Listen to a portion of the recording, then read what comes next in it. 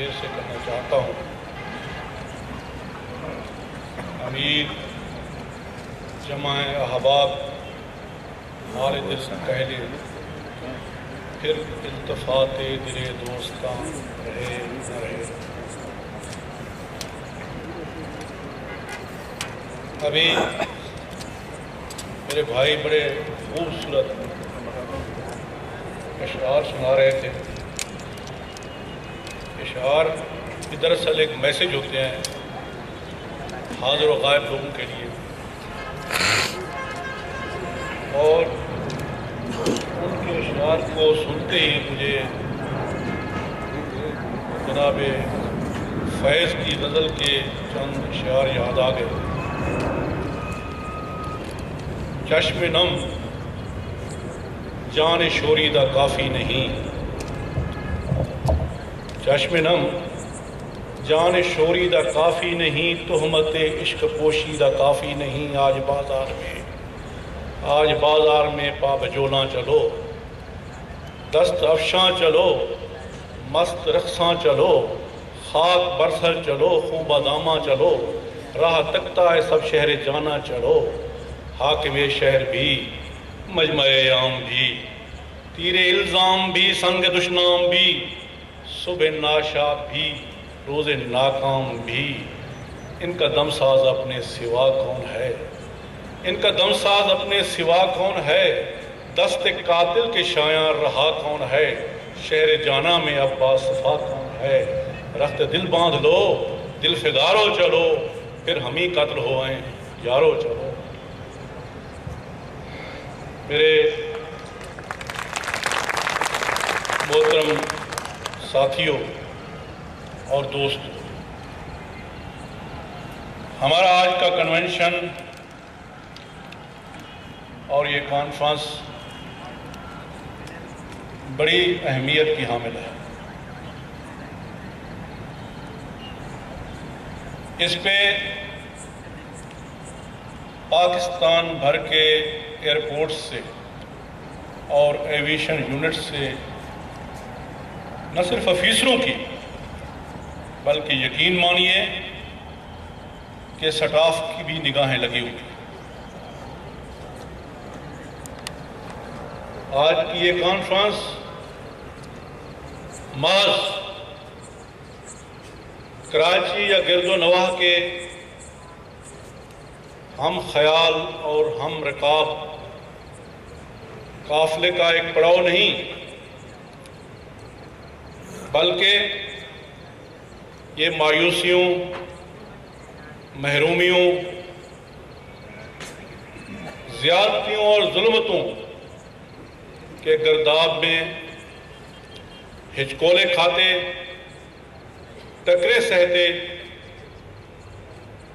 ایک ایسے دل گرفتہ احباب کا اکٹھ ہے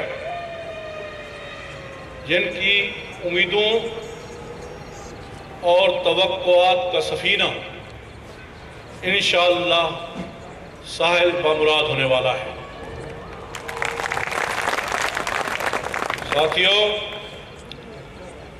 یہ کانفرنس انشاءاللہ ولولوں کا شعلہ، امید کی شمع اور جرأت کی چنگاری بن کر ایک ایسے روشن اور تابناک مستقبل کی نوید ہے جس کا خواب میرا خواب نہیں، صرف آپ کا خواب نہیں، ہم سب کا خواب اور پاکستان بھر میں ایویشن سے تعلق رکھنے والے امپلائیز کا خواب ہے. اور یہ خواب انشاءاللہ اب تعبیر بادامہ ہوا چاہتا ہے. آپ کے جذبوں کو دیکھ کر میں آپ سے بزبان شاعر درخواست کروں گا، بجھ نہ جائیں کہیں آرزوں کے دیے، دیکھنا لٹ نہ جائے متاع سفر، عزم کی مشعلیں یوں ہی روشن رہیں اور نزدیک تر آ گئی ہے سحر انشاءاللہ۔ دوستو، زمان اور مکان کی دنیا میں ماضی، حال اور مستقبل کو بڑی اہمیت حاصل ہوتی ہے۔ ماضی خواب و خیال سے عبارت، حال تگ و دو سے وابستہ، اور فیوچر امید اور آشا سے منسلک ہوتا ہے۔ سول ایویشن اتھارٹی کا ماضی اور اس سے وابستہ افسران کا پاسٹ کہاں تک سنو گے، کہاں تک سنائیں؟ 99 کا سیاسی انقلاب سول ایویشن آفیسر ایسوسی ایشن کے اس وقت کے انتخابات کو بھی ایک افریت بن کر ہڑپ کر گیا۔ آپ کو یاد ہوگا، صرف سول ایویشن آفیسر کے ڈائریکٹر جنرل کو ہی نہیں، بلکہ ہمارے افیسروں کی جو اپنی ذمہ داریاں ادا کر رہے تھے، ایک کھیپ کو گرفتار کر لیا گیا تھا،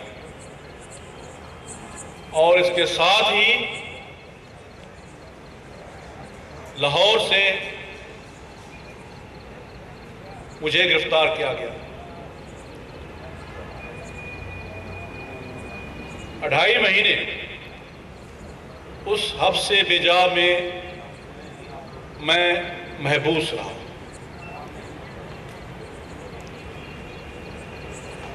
2.5 مہینے کے بعد ان کال کوٹریوں سے، جہاں نہ کوئی اخبار تھا، نہ اطلاع تھی، نہ فون تھا، جب مجھے واپس لایا گیا،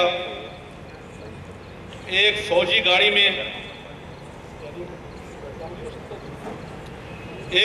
گاڑی میں مجھے کور ہیڈ کوارٹر پہنچایا گیا اور کہا گیا، میرانی صاحب، آپ کے انتخابات کو دیکھ کر اور پھر کراچی میں سول ایویشن آفیسرز کے اتحاد کو دیکھ کر، اور پھر وہاں سے آپ کی لاہور آمد پر، جناب گیل صاحب یہاں تشریف رکھتے ہیں، جانتے ہیں، لوگوں کے جذبوں اور ولولوں کو دیکھ کر ہمیں اندیشہ تھا کہ ہم نے سول ایویشن کے ڈی جی اور اس کے افیسروں کو گرفتار کیا ہے، کہیں یہ گرفتاریاں ہمارے گلے نہ پڑ جائیں اور ایک احتجاج نہ ہو۔ طویل گفتگو کے بعد طے پایا کہ آپ کو گرفتار کر لیا جائے، تاکہ نہ رہے گا بانس، نہ بجے گی بانس۔ لیکن بڑی ہمیں حیرت ہوئی ہے کہ آپ کی گرفتاری پہ نہ کوئی پتہ کھڑکا، نہ کوئی دل دھڑکا، بلکہ آئیے آپ کو آپ کی ایویشن کے آئینے میں آپ لوگ کے ویوز کی تصویر دکھاتے ہیں۔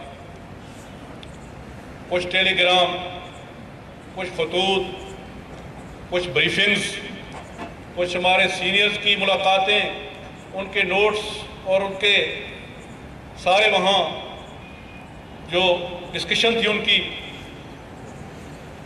میں دیکھ کر یقین جانیے دم بخود ہو کے رہ گیا۔ ماں سوائے اس کے کچھ کہنے کو پاس نہیں تھا۔ دیکھا جو تیر کھا کے کمی گاہ کی طرف اپنے ہی دوستوں سے ملاقات ہو گئی۔ پھر